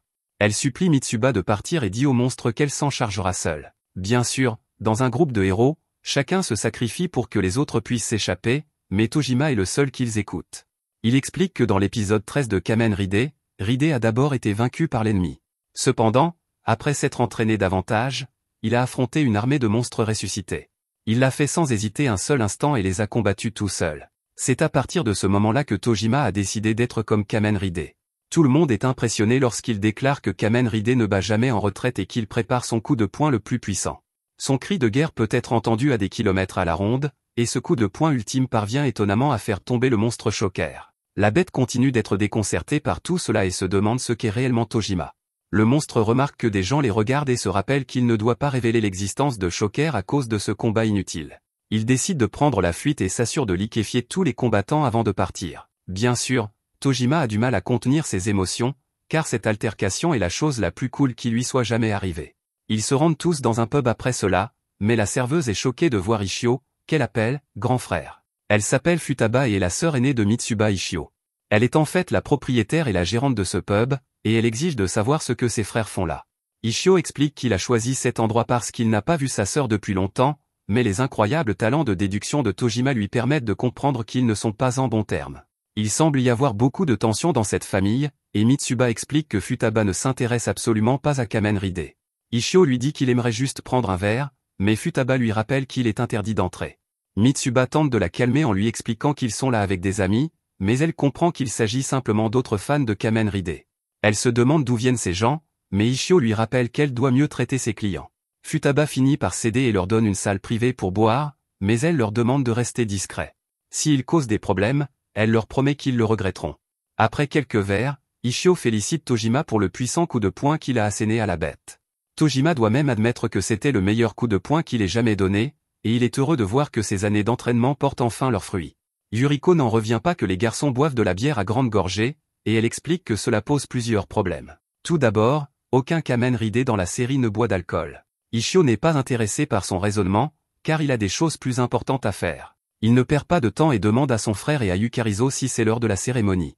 Le couple n'en revient pas qu'il veuille la célébrer ici, dans le pub, mais Ishio est très sérieux.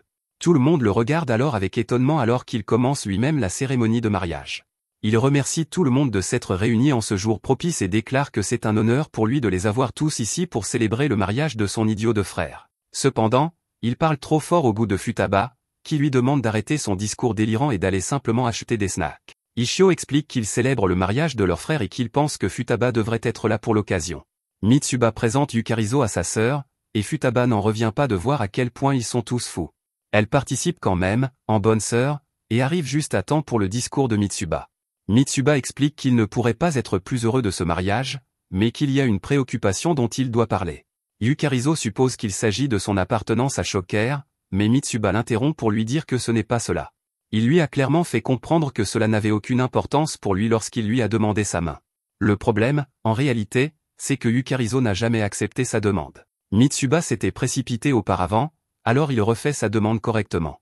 Il demande à Yukarizo de l'épouser, et elle finit par accepter. C'est un moment merveilleux, mais Futaba ne comprend toujours pas ce que font tous ces gens un peu fous. Tout le monde est cependant heureux pour eux, et le prêtre Ishio déclare qu'ils sont désormais mariés. Les autres héros se présentent à Futaba, qui ne peut que se demander ce qui ne va pas chez eux. Yukarizo explique qu'elle est une combattante de Shocker et révèle comment elle est arrivée ici.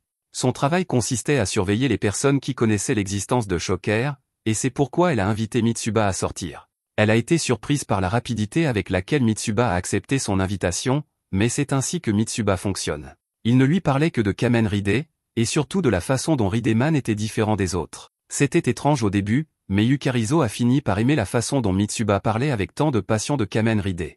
Maintenant qu'elle y repense, Yukarizo pense que c'est ce qui a inversé le lavage de cerveau de Shocker. Malheureusement, cela signifie également que Shocker pourrait mettre fin à sa vie à tout moment, mais Mitsuba jure de la protéger quoi qu'il arrive. Ils s'aiment clairement, mais Futaba pense qu'ils sont tous fous et ne veut pas en faire partie. Elle essaie de partir, mais Ishio pense que leur sœur idiote devrait dire quelques mots. Futaba déteste être insultée, alors elle montre qu'elle est tout aussi combative que ses frères en donnant un coup de genou à Ishio en plein dans son visage stupide. Ishio se rend compte qu'il va devoir se transformer avant que les choses ne tournent vraiment mal, mais nos héros lui disent qu'il ne peut pas le faire, car il finirait par détruire tout cet endroit. Futaba donne un coup de pied à Ishio en plein visage, mais il révèle qu'il a fini sa transformation juste à temps. Futaba dit qu'il n'a pas l'air différent, mais elle accepte de dire quelques mots.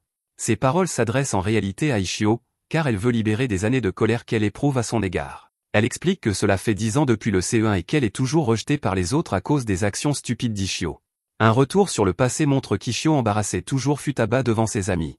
Il les appelait tous « combattants Shocker » lorsqu'il leur disait de se préparer au combat, et les amis de Futaba s'enfuyaient tous.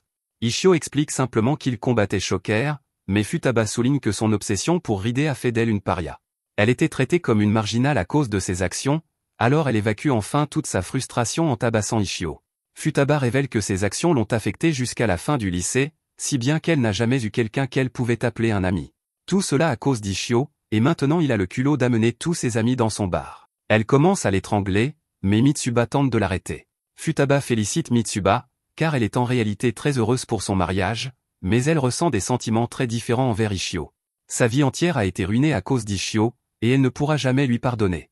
Ishio utilise sa technique de dégagement V3 et montre qu'il n'a pas changé du tout en déclarant qu'il combat toujours Shocker. Futaba a complètement renoncé à lui, mais elle a encore une chose à dire. Elle choque alors tout le monde en frappant Ishio au visage, qualifiant cette attaque de « dépêche-toi d'acheter des snacks ». Après cela, Ishio examine attentivement leur équipe. Outre lui-même, ils ont Kamen Ride, Electro Wave Tackle, Rideman et une combattante. Ishio vérifie que Yukarizo est prête à se battre contre Shocker, et elle confirme qu'elle le fera tant qu'elle pourra être avec Mitsuba. C'est grâce à eux tous qu'elle est libre maintenant, alors elle promet de faire de son mieux. Ishio fait remarquer que tous les meilleurs se sont rassemblés pour combattre Shocker, et qu'ils doivent donc élaborer un plan. Cela pourrait prendre un certain temps, alors Ishio, déjà bien éméché, commande une autre tournée.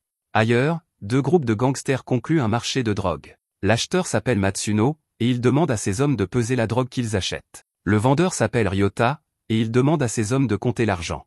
Matsuno veut rendre les choses intéressantes pendant qu'ils attendent, alors il suggère un divertissement à l'ancienne. Il fait remarquer que les gangsters ne se battent plus comme avant, et il suggère à l'un de ses hommes de se battre contre l'un des hommes de Ryota. Ryota est pris au dépourvu et se demande si l'un de ses hommes est capable de se battre. Ils lèvent tous la main, mais il est clair qu'aucun d'entre eux n'est vraiment sûr de lui. Cependant, ils changent tous d'avis lorsque Matsuno leur montre quelle sera la récompense pour le vainqueur, et ils se portent tous volontaires avec enthousiasme. Ryota suppose que Matsuno a un homme vraiment fort qui n'attend que de se battre, et Matsuno confirme que c'est le cas. Matsuno ordonne à l'un de ses hommes d'aller chercher Naka, et nous voyons que Naka est en réunion avec ses propres hommes de main. Ils sont tous déçus après avoir échoué une fois de plus, et Naka ne comprend pas ce qui ne va pas. Ils ont même essayé de faire des escroqueries par téléphone, mais rien de ce qu'ils font ne semble jamais fonctionner. À ce moment-là, Naka est appelé, et il déclare de manière dramatique qu'il n'aurait jamais pensé que son patron irait jusqu'au bout. Il craint que sa vie touche bientôt à sa fin, alors il repense à quel point c'était génial de porter un masque de monstre pendant les braquages de Shocker. Il dit à ses hommes qu'ils devraient vraiment se goinfrer au restaurant après ce combat, et ils se réjouissent tous à cette idée. Naka arrive, et Ryota voit tout de suite qu'il s'agit d'un vétéran. Il se demande quel âge a Naka, et celui-ci lui révèle qu'il a 44 ans. C'est encore plus âgé que Ryota, qui se demande donc si Naka sera vraiment à la hauteur dans un combat contre un jeune homme fort. Matsuno se moque de tout cela et explique les règles. Celui qui parviendra à mettre Naka au tapis recevra 1 million de yens. Cependant, si Naka parvient à mettre les 3 au tapis, c'est lui qui remportera le million. Setama se porte volontaire pour être le premier challenger et prévient Naka qu'il a pratiqué le judo au collège et au lycée. Il a également participé aux championnats nationaux lorsqu'il était en terminale, donc Setama est convaincu que le million de yens sera à lui. Il se demande quelles seront les conditions de victoire, comme l'abandon ou l'étranglement, mais Matsuno lui dit simplement de se dépêcher car le vainqueur sera évident. Setama commence le combat avec confiance, mais il est immédiatement roué de coups par Naka. Naka ne fait rien de spécial, mais il met son adversaire KO à coups de poing au visage. Naka montre clairement qu'il est le vainqueur en mettant cet homme à KO, puis il appelle le challenger suivant. Rockley se porte volontaire, car il n'a pas peur de Naka, expliquant qu'il est lui aussi un ancien boxeur. Il montre ses talents en réussissant à placer un coup de poing, et suggère à Naka d'enlever ses lunettes avant qu'il ne les réduise en miettes. Naka lui donne calmement ses lunettes, mais profite de ce moment pour enfoncer le crâne de Rockley d'un coup de tête. Naka remporte une nouvelle victoire, et il ne reste plus qu'un seul adversaire. Il s'appelle Ushio et explique qu'il est un ancien lutteur de sumo. Il déclare que battre Naka ne sera pas facile, mais Naka lui donne simplement un coup de pied dans les parties. Il s'est laissé exposer, et Naka l'achève d'un coup de poing au visage. Naka remporte le 1 million de yens, mais Ryota veut voir s'il peut battre le prochain adversaire. Il offre 5 millions de yens à Naka s'il gagne, mais Matsuno se demande s'il est judicieux de parier la majeure partie de l'argent qu'il a reçu dans le cadre de leur accord. Ryota est toutefois convaincu que le prochain adversaire ne perdra pas, car il le décrit comme invincible. Cela intrigue Matsuno, qui se demande si Naka serait prêt à relever le défi. Naka accepte, et le prochain adversaire est présenté. Il s'agit en fait du monstre Shocker, qui se transforme et se présente de manière inquiétante sous le nom de Kumota. Matsuno se demande si ce Kumota est vraiment l'atout caché de Ryota, et il demande à Nakao ce qu'il pense de lui. Nakao observe attentivement Kumota et éprouve un sentiment étrange à son égard. Kumota dégage quelque chose, mais ce n'est pas une soif de sang, et Nakao n'arrive pas à déterminer ce que c'est. Nakao dit que Kumota semble définitivement compétent, alors Matsuno est impatient de voir qui va gagner le combat. Les deux hommes se préparent à se battre, mais ils sont interrompus par des coups de feu. Les hommes de Nakao se précipitent vers lui, et Nakao est horrifié quand il voit le tireur. L'intrus appelle le reste de son équipe car il a trouvé leur cible. Nakao protège immédiatement ses hommes pour qu'ils ne se fassent pas tirer dessus, mais les autres n'ont pas cette chance. Les intrus éliminent tous les autres occupants de la pièce, alors Nakao tente de gagner du temps. Il repousse les intrus et dit à son équipe d'emmener le patron afin qu'ils puissent tous s'échapper. Nakao parvient à faire sortir son groupe en toute sécurité, et les intrus décident de les laisser partir. Ces types étaient simplement après la drogue et l'argent de la transaction, ils prennent donc ce qu'ils voulaient. Malheureusement pour eux, nous voyons que Kumota a réussi à survivre à une balle dans la tête. À proximité, les hommes de Nakao se demandent ce qui vient de se passer. Nakao explique qu'il s'agissait d'un vol, mais que Shocker n'était pas impliqué. On entend encore des coups de feu provenant de l'autre pièce, alors Nakao donne de l'argent à ses hommes. Il leur dit qu'ils devront se rendre même au restaurant, car il ne va pas reculer après ce qui vient de se passer. Il fera payer les intrus et leur fera regretter d'être venus ici. Nakao ordonne à ses hommes de partir immédiatement et leur promet de les revoir plus tard. Dans l'autre pièce, les intrus sont horrifiés de voir que Kumota est toujours en vie. Ils tirent tous plusieurs fois sur lui, sans comprendre pourquoi il ne meurt pas. Kumota est déçu par leur réaction et décide qu'il n'a pas d'autre choix. L'horreur envahit alors toute la pièce lorsque Kumota se transforme en monstre araignée. Nakao est stupéfait en observant la scène depuis l'autre pièce, et Kumota commence à massacrer tous les intrus. Nakao est paralysé par le choc après avoir vu un véritable monstre Shocker, et il ne peut que regarder celui-ci massacrer tout le monde. Le monstre s'approche alors de Nakao, qui commence à voir des images de sa vie défiler. Il ne comprend pas ce qui se passe, mais il réalise rapidement que sa vie défile sous ses yeux. Un regard sur le passé révèle que Nakao regardait Kamen Rider et qu'il encourageait Rider à vaincre Shocker. Son père était un vendeur de nourriture nommé Okada, et un jour, Okada était convaincu d'avoir créé la prochaine grande nouveauté. Il s'agissait d'une recette de taiyaki, et il était sûr que cela allait être son grand succès. Nakao était d'accord pour dire que cette nouvelle recette était délicieuse, et Okada affirmait qu'elle ne ressemblait à rien de ce qu'il avait fait auparavant. Cette fois-ci, il avait fait une pâte fine et l'avait remplie de pâte de haricots rouges de la tête à la queue. Il a utilisé de la pâte à choux pour modifier légèrement la texture et a même commandé un moule sur mesure pour que la pâte soit aussi fine que possible. Il l'a cuite très rapidement, comme une crêpe, afin qu'elle soit croustillante, puis l'a fourrée à ras-bord d'une pâte de haricots encore plus onctueuse que d'habitude. La fabrication coûtait un peu plus cher, mais il a compensé ce surcoût en réduisant la taille de chaque pâtisserie. Okada a comparé la dégustation d'un taiyaki à un moment de douceur avec la princesse des haricots rouges, mais Nakao n'avait aucune idée de qui il s'agissait. Okada était très satisfait de sa nouvelle recette et espérait même que son succès ramènerait la mère de Nakao dans leur famille. Plus Okada y pensait, plus il en était convaincu, et même Nakao a commencé à espérer que sa mère reviendrait. Okada a baptisé son plat « taiyaki aux haricots rouges super fourrés » et était convaincu qu'il serait leur ticket pour un avenir radieux. Nakao était lui aussi enthousiaste et a demandé à son père s'il lui achèterait les jouets de transformation Kamen Rider si le produit remportait un franc succès. Okada a répondu avec enthousiasme qu'il achèterait tout ce que Nakao voulait et lui a même montré le slogan qu'il avait trouvé pour le taiyaki. Il déclara que la vie était comme la pâte de haricots rouges, car il fallait en profiter du début à la fin. Les deux étaient au comble de l'excitation, mais leurs rêves s'écroulèrent lorsqu'aucun client ne vint à leur camion-restaurant. Même les nouvelles affiches et le nouveau slogan d'Okada ne purent les sauver, et Nakao commença à s'inquiéter.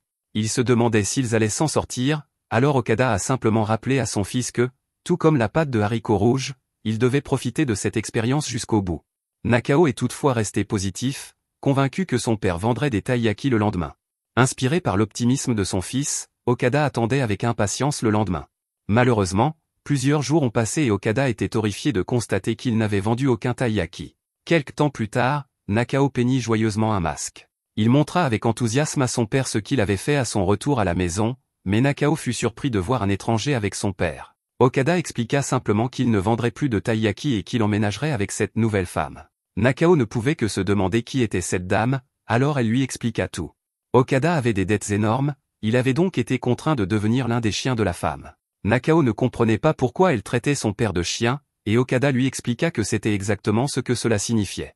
La femme dit qu'elle se sentirait mal si Okada disparaissait sans prévenir, alors elle l'avait amené ici pour qu'il puisse dire au revoir à Nakao.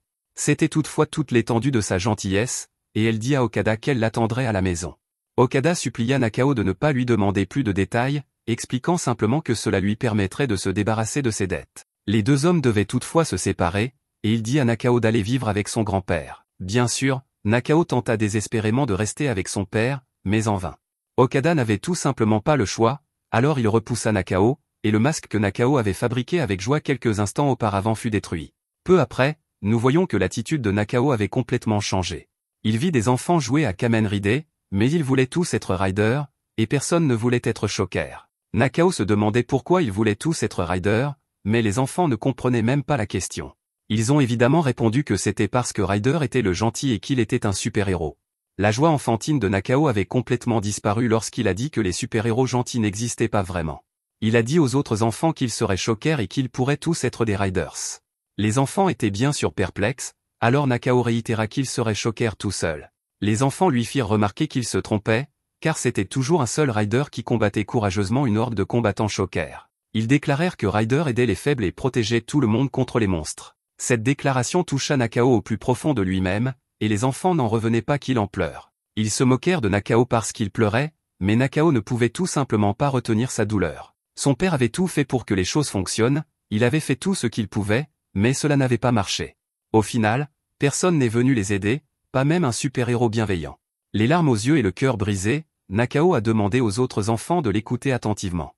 Il a déclaré qu'il n'existait pas de gentil ni de super-héros, et que c'était pour cette raison qu'il avait décidé de devenir Shocker. Ainsi, il serait assez fort pour vivre seul, sans l'aide de personne. Nakao était très sérieux dans sa décision, alors il a dit à la racaille ridée de se préparer au combat.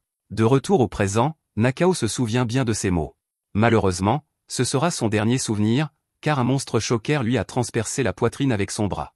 La vie de Nakao commence à s'éteindre, et il n'a qu'une seule chose à dire. La créature devant lui est manifestement un monstre Shocker, alors il lui demande de le laisser rejoindre Shocker. La bête ne dit pas un mot, alors Nakao la supplie à plusieurs reprises de le laisser rejoindre Shocker. La fin de sa vie approche à grands pas, alors Nakao fait un dernier effort. Il prend la pose Shocker avec le peu de force qui lui reste et supplie de faire partie de Shocker. Malheureusement, la bête reste complètement silencieuse, et Nakao meurt tout simplement.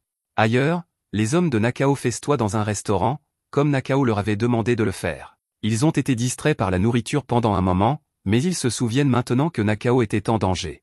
Ils sont tous inquiets pour lui, mais ils ne peuvent rien faire. Ils devront simplement attendre de voir s'il revient, alors ils décident de se remettre à manger. Ailleurs, Nakao est sous le choc lorsqu'il se réveille. Il était persuadé que sa vie venait de prendre fin quelques instants plus tôt, et il n'a aucune idée de ce qui s'est passé. Nakao retrouve ses hommes, qui sont horrifiés de le voir couvert de sang. Nakao leur annonce de manière surprenante qu'il est indemne, mais qu'il ne se souvient de rien. À ce moment-là, la serveuse apporte l'addition à Nakao. Il est choqué de voir qu'elle s'élève à 300 000 yens, et il la paie avec l'argent qu'il a donné à ses hommes plus tôt. Nakao se demande qui peut bien manger pour 300 000 yens, alors ses hommes lui expliquent qu'ils ont essayé de manger suffisamment pour dépenser tout l'argent qu'il leur avait donné. Nakao est d'abord contrarié, mais cela ne le dérange pas vraiment car les gars ne gagnent pas grand-chose d'autre en travaillant pour lui. Les gars disent que cela ne les dérange pas car ils aiment travailler pour Nakao. Nakao essaie de réfléchir à ce qui s'est passé, et tout ce dont il se souvient, c'est d'avoir fait la pose Shocker. Il la refait maintenant, et tous les gars sont stupéfaits lorsqu'il se transforme en combattant Shocker. Nakao n'a aucune idée de ce qui s'est passé, et les gars lui font remarquer que tous les passants les regardent. Il demande à Nakao de redevenir normal, mais il ne sait même pas s'il en est capable. Heureusement, il y parvient, et les gars veulent voir s'il peut se retransformer en Shocker. En refaisant la pause, Nakao se rend compte qu'il peut se transformer autant de fois qu'il le souhaite, et les gars sont tous impressionnés par lui. Bien sûr, ils se demandent comment ses vêtements restent en place, et Nakao explique simplement que cela doit être grâce à la technologie Shocker. Nakao en conclut qu'il est vraiment mort auparavant et qu'il s'est réveillé d'une manière ou d'une autre en tant que membre de Shocker. Tout cela est terriblement déroutant, mais Nakao se demande si cela signifie que ses rêves d'enfance se sont enfin réalisés. Les gars veulent tous qu'il se transforme à nouveau et soulignent qu'ils n'ont jamais vu Nakao aussi heureux. Ils sont tous excités en admirant leur patron et font même tous la pose Shocker. Nakao déclare fièrement que c'est ainsi que le font les vrais professionnels et se transforme à nouveau. Ishige dit qu'il pèse 113 kg et se demande si Nakao pourrait utiliser sa force pour le porter comme une princesse. Nakao montre qu'il en est capable, alors les autres veulent aussi être portés. Nakao s'exécute, mais ils sont beaucoup trop lourds. Il est assez fatigué, alors Ishige pense qu'il devrait aller manger quelque chose. Nakao fait remarquer qu'ils viennent de manger pour 300 000 yens, mais Ishige explique que le dessert va dans un autre estomac. Le ton devient cependant sérieux lorsque Toshi se demande ce qu'il va advenir de leur gang. Le chef de leur gang est mort dans la fusillade, et Nakao dit que le gang va probablement être dissous. Les gars répondent qu'ils s'en moquent et jurent de continuer à travailler pour Nakao jusqu'à la fin des temps. Les gars se régalent tous de taiyaki pour fêter ça, mais Nakao les interrompt. Il leur dit qu'ils devraient tous devenir des civils à partir de maintenant, mais ils refusent. Malheureusement, Nakao explique que tout a une fin, et que parfois, cette fin peut même signifier la fin de leur vie. Cependant, les gars sont encore jeunes, alors Nakao leur dit qu'ils ont encore le temps de recommencer à zéro. Ils refusent toujours, et Ishige fourre un taiyaki dans la bouche de Nakao. Nakao est émerveillé par le goût et redevient immédiatement normal. Le goût du taiyaki est identique à celui dont il se souvient depuis son enfance, alors il demande frénétiquement où ils l'ont trouvé. Ishige explique qu'il se trouve à proximité et montre du doigt un vendeur voisin. Le vendeur est intimidé par des voyous qui lui demandent ce qu'il fait dans ce quartier. Le vendeur explique qu'il a reçu la permission d'être là, mais les voyous s'en moquent. Ils veulent juste de l'argent, mais ils sont interrompus par Nakao. Ces types révèlent qu'ils appartiennent à un gang rival et qu'ils savent tout sur Nakao. Ils soulignent que Nakao a battu à lui seul un groupe de 5 hommes, dont l'un de ses voyous faisait partie. Il veut se venger, mais Nakao l'ignore complètement. Il est plus intéressé par le camion-restaurant et est choqué lorsqu'il reconnaît les mêmes enseignes que celles de son enfance. Ce sont exactement les mêmes, avec l'ancien slogan de son père, et Nakao est choqué de voir son père. Son vieux père vient de demander aux hommes de ne pas se battre devant son stand, et Nakao reste sans voix. Cela fait des décennies qu'il n'a pas vu son père, et il ne peut même pas imaginer ce que celui-ci a traversé. Ce qui est le plus déchirant pour Nakao, c'est que même après tout ce qui s'est passé, son père vend à nouveau des taiyaki. Cela rappelle à Nakao toutes les fois où il a dit qu'il n'avait jamais eu de rêve ni d'espoir. Il réalise maintenant qu'il pensait simplement ne pas avoir besoin de ces choses. Son père, en revanche, n'a jamais abandonné, même après toutes ces années. Malgré l'effondrement de son monde, son père a continué à essayer, ce qui fait fondre Nakao en larmes. Malheureusement, les voyous ne se soucient que d'eux-mêmes, alors ils commencent à détruire le camion-restaurant d'Okada. Nakao leur dit d'arrêter, mais les voyous reprochent au vieil homme de faire des affaires sur leur territoire. Okada tente d'expliquer qu'il a reçu l'autorisation, mais les voyous soulignent que les personnes qui lui ont donné cette autorisation ne sont plus en activité. Nakao est horrifié lorsqu'il réalise ce qui s'est passé. Le gang de Nakao contrôlait ce territoire, il en conclut donc que ces types doivent être impliqués avec les intrus qui ont mis fin à son gang. Nakao a une nouvelle à annoncer aux voyous, il déclare que son gang n'est pas encore fini, car il est toujours en vie. Les voyous décident qu'ils devront également éliminer Nakao, mais les choses prennent une tournure sombre pour eux.